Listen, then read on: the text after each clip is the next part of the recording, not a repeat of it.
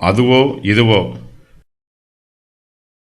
காலையிலே உன் விதையை விதை, மாலையிலே உன் கையை நெகிழ விடாதே.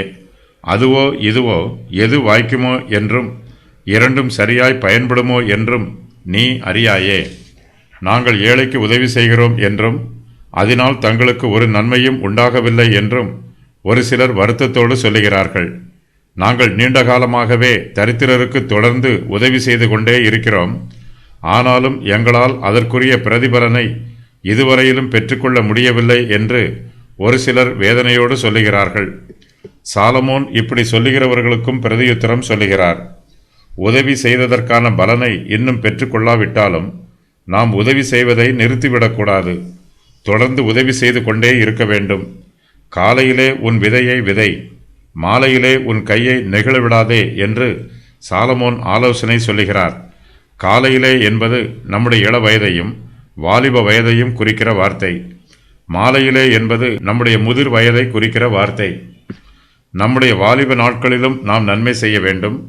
வாலிபர்களிடம் செல்வம் அதிகமாயிராது, ஆனால் சரீர பலன் மிகுதியாய் இருக்கும். வாலிபர்களிடம் செல்வம் குறைவாக இருந்தாலும் அவர்களும் உதவி செய்ய வேண்டும். முதிர் வயது உள்ளவர்களிடத்தில் சரீர பலன் இருக்காது. ஒருவேளை அவர்களிடத்தில் ஐஸ்வர்யத்தின் பலன் இருக்கும். முதிர் வயது உள்ளவர்களும் தங்களுடைய கைகளை நெகிழ விடாமல் தங்களால் முடிந்த உதவிகளை செய்ய வேண்டும். மனுஷருக்கு ஒன்றும் தெரியாது என்று சாலமோன் சொல்லுகிறார்.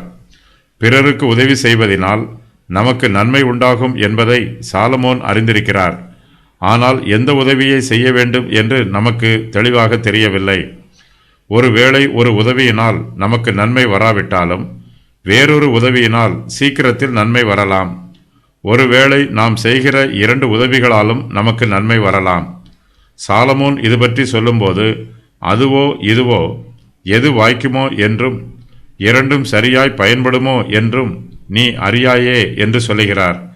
வேலை செய்து சம்பாத்தியம் பண்ணி தன்னையும் பராமரித்து பிறருக்கும் உதவி புரிய வேண்டும். சரியான காலத்தில் ஒருவன் விதை விதைக்கவில்லை என்றால் அவன் தரித்திரன் ஆவான். இயற்கையின் விதிகளுக்கு உட்பட்டு சோம்பல் இல்லாமல் சுறுசுறுப்பாக வேலை செய்கிறவனை கர்த்தர் ஆசீர்வதிக்கிறார்.